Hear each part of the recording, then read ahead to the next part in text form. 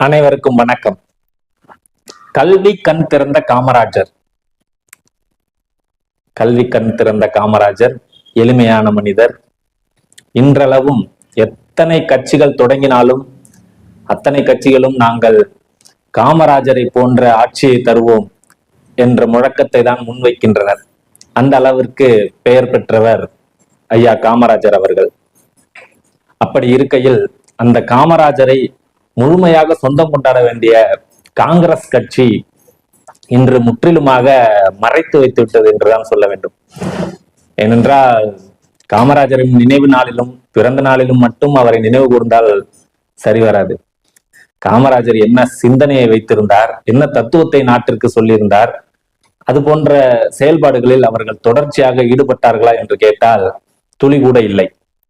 அப்படி இருக்கையில் சமீபத்தில் நடந்த காமராஜர் பிறந்த நாள் முடிவுற்ற நிலையில் காங்கிரஸ் கட்சியை சேர்ந்த நாடாளுமன்ற உறுப்பினர் ஜோதிமணி அவர்கள் தன்னுடைய ட்விட்டர் பக்கத்துல ஒரு பதிவு வச்சிருக்காங்க. அதை பார்க்கும்போது கொஞ்சம் மகிழ்ச்சியா தான் இருக்குன்னு சொல்லணும். ஏன்னா தான் ஆடாவிட்டாலும் தன் தசை ஆடும் என்பார்கள். அது போலத்தான் இந்த பதிவு இருக்கிறது. திருச்சி சிவா அவர்கள் ஒரு கூட்டத்திலே பேசியிருந்தார். காமராஜர் அவர்கள் ஏசி இல்லாமல் உறங்க மாட்டார், அதனாலதான் விடுதிகள் எங்கும் ஏசி வைக்கணும்னு சொல்லி கலைஞர் கருணாநிதி அவர்கள் கொண்டு வந்திருந்தார். காமராஜருக்காக தான் அந்த திட்டத்தை கொண்டு வந்தார் அப்படிங்கிற மாதிரியும், அது மட்டும் இல்லாம காமராஜர் அவர்கள் கையை பிடித்து இறக்கும் தருவாயில் கருணாநிதியின் கையை பிடித்து ஜனநாயகத்தை நீங்கள் காப்பாற்ற வேண்டும் என்று அவர் கையில் இந்த நாட்டை ஒப்படைத்ததாகவும் திருச்சி சிவா அவர்கள் தெரிவித்திருந்தார். அதற்கு பல தரப்பிலும் எதிர்ப்புகள் எழுந்த வகையில் எம்பி ஜோதிமணி அவர்களும் ஒரு எதிர்ப்பை பதிவிடுறாங்க. இதுல என்ன வேடிக்கைன்னா, அவங்க ஒரே கட்சி கூட்டணியில இருந்துகிட்டு இந்த எதிர்ப்பை பதிவிடுவதோட நிறுத்திக்கிறாங்க. உங்களுடன் கூட்டணியை முறித்துக் கொள்வோம் அப்படின்னு சொல்றதுக்கு துணிவு இல்லை. ஏன்னா அவங்க காமராஜர் சொன்ன தத்துவத்தின்படி இயங்கல. அதனாலதான் அவங்களுக்கு அந்த துணிவு இல்லைன்னு தான் நம்ம சொல்லணும். இப்ப அவங்க என்ன சொல்லியிருக்காங்க ட்விட்டர்லங்கிற பதிவை மட்டும் நம்ம பார்ப்போம். பெருந்தலைவர் காமராஜர் நேர்மைக்கும் நிர்வாக திறமைக்கும் மட்டுமல்ல, எளிமைக்கும் பெயர் போனவர் என்பதை உலகறியும். தமிழ்நாட்டில் காமராஜர் கால் தடம் படியாத இடம் ஏதாவது இருக்கிறதா என்று ஆச்சரியப்படக்கூடிய அளவில் தமிழ்நாட்டின் மூலை முடுக்கெல்லாம் பயணம் செய்தவர் பெருந்தலைவர் காமராஜர். அந்த மூலை முடுக்குகளில் எல்லாம் ஏசி அறைகளும் 5 நட்சத்திர விடுதிகளும் இல்லை. ஒரு முதலமைச்சராக அரசினர் விடுதியில் தங்கி வெப்பம் அதிகமாக இருந்தால் மரத்தடியில் கட்டிலை போட்டு உறங்கியவர் காமராஜர். தனக்கு காவலாக நின்றவர்களை கூட உறங்க சொல்லிவிட்டு தனித்தே உறங்கி பழக்கப்பட்ட எளிமையாளர். அவர் ஏசி அறை இல்லாமல் உறங்க மாட்டார் என்று சகோதரர் திருச்சி சிவா அவர்கள் சொல்வது உண்மைக்கு முற்றிலும் புறம்பானது.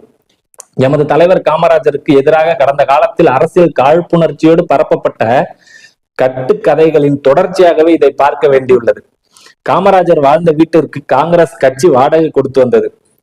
அது அவரது சொந்த மாளிகை என்பது போன்ற திமுக பரப்பிய கட்டுக்கதைகளாலேயே காமராஜர் என்ற இந்த மண்ணின் மாபெரும் ஆளுமை தேர்தல் களத்தில் வீழ்த்தப்பட்டார் என்பது வரலாறு.